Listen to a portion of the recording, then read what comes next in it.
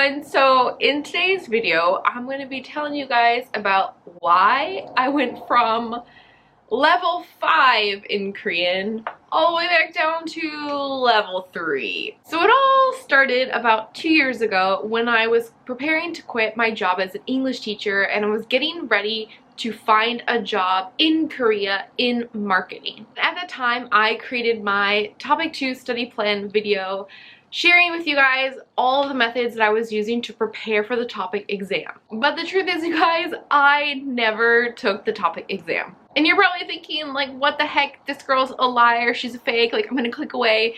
But the truth is, I was preparing for the TOPIK exam.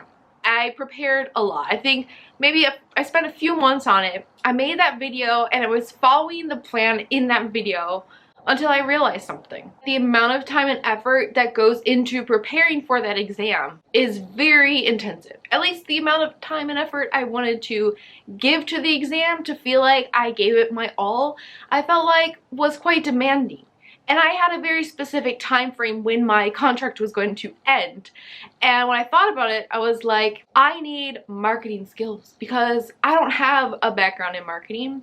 And I do need Korean skills, but I'm already in Korea and I don't need a visa. And when it comes down to it, when I'm applying for the job, they're probably not going to care as much about a test score as much as my direct ability to communicate with them. If I go to an interview and I can't speak Korean enough to understand them and to communicate my answers to their questions, then that alone will be their deciding factor in whether they hire me or not. And then I realized that in order to answer their questions well, I need to know about marketing, and I don't have a background in marketing. I was a total beginner when I went into these job applications. So I realized that spending my finite time on getting marketing resources and preparing specifically for the job applications in Korean versus an academic style test, at the end of the day, I realized the test should not have been my priority. But for a while I was preparing for the TOPIK exam, I kind of came to the conclusion that if I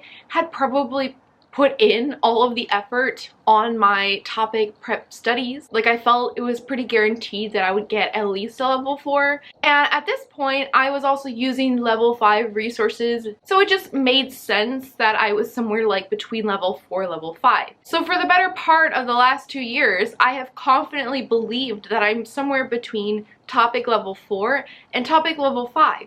So why then am I choosing to study Korean with level 3 textbooks? Before I answer that, I want to quickly explain what goes into the TOPIK exam. So when you take the TOPIK exam, it's mostly going to be about your reading skills, your listening comprehension, and your writing skills. And although I was getting TOPIK level 4 in my practice tests and aiming for TOPIK level 5, I do not believe that is a true representation of my level. So I kind of feel like the TOPIK exam is somewhat biased towards the skills that I excel in, and the skills that I'm not as strong in didn't really harm me in the exam. So it easily created this illusion that I'm just, TOPIK level 4, TOPIK level 5, when categorically I sort of feel like, yes, maybe I am level 5 in reading, level 4 in listening comprehension, but I might not be at those levels in speaking and writing. Thus, this video is being made. So now that you have the simple answer, I'm going to explain the 3 reasons why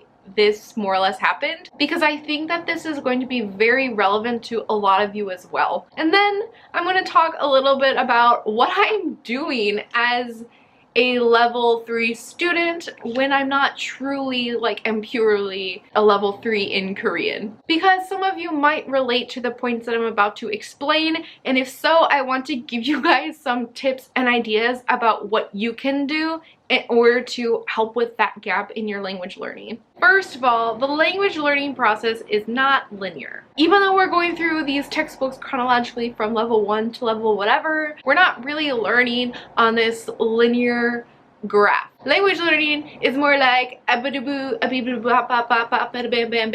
know why I chose those sound effects. I think it's natural that as we continue to learn a language, our methods for learning the language and how we divide our time for these different skills and different things that we're working on will continuously change and reflect what we need to do and also what we want to do. Back when I was applying for jobs in marketing in Korea, I really was lacking in my business Korean. Now at the time, I spent a lot of time focusing on my business Korean, and I felt like anything related to the business context, like vocabulary, style of speaking, it just shot right up. But then naturally, I had previously been working on topic and like topic related vocabulary. As time went on, some of that vocabulary kind of went bye-bye. And then when I started my job, you know, I wasn't focusing on that business Korean anymore. Like, yes, I did improve my business Korean, and it is at a much better place than it once was, but is it at the level it was when I was focusing on it? No. I mean, what did you learn in middle school and high school? Do you remember everything you learned in middle school and high school? I think not. You kind of learn things, and then you forget things, and you learn some more things, but they're new things. And you learn these other things you never learned before, and then you relearn these things. The second reason is that there was some sort of imbalance in my Korean ability, and I think that this is true for a lot of you guys as well. But the fatal mistake that I made, since I lived in Korea, I sort of thought that communicating with people was adequate enough to improve my speaking. And that is true to some extent, but you're not going to really get amazingly better at your Korean speaking unless your Korean speaking was really high to begin with.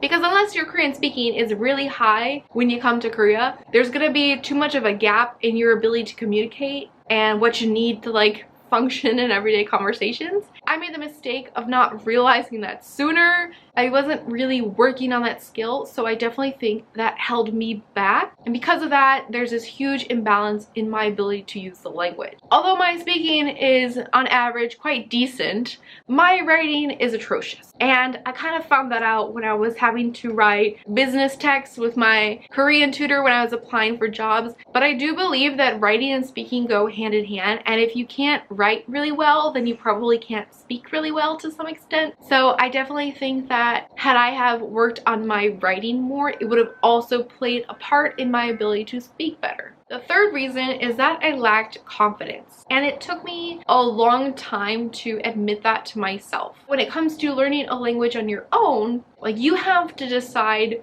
what skills to focus on, how to focus on them. You have to make all of the decisions yourself. Rather than realizing it was about just where I was dedicating my time, I started to feel like innately I'm just not good at it. And obviously that's not really the best mentality to have. Everything can be improved with practice and effort. And rather than kind of realizing that I just needed to restructure my studies, I just felt, oh, I'm bad at this.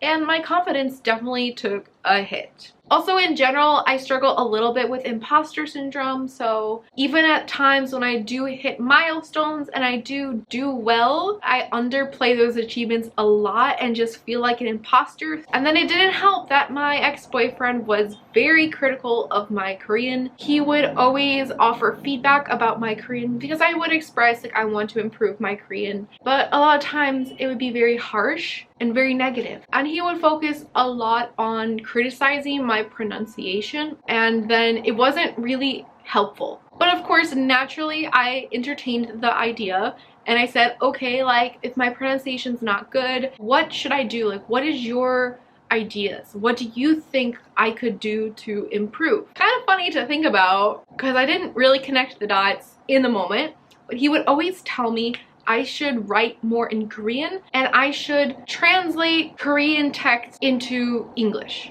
The problem he was pointing out to me was my pronunciation. And then the solution he was giving to me was not going to help my pronunciation. And then in this unhealthy mindset, I also kind of compared myself to people, friends that I knew who I perceived were better at me in Korean, but who spent about the same time as me or even less. I would look at them and be like, what did I do? I failed. I just kind of let it hit my confidence, which put me kind of in a fragile state that I took my ex-boyfriend's comments really sensitively, because I personally don't think that I can blame him, because at the end of the day, it's my responsibility whether I internalize what someone else says about me versus deciding like, no.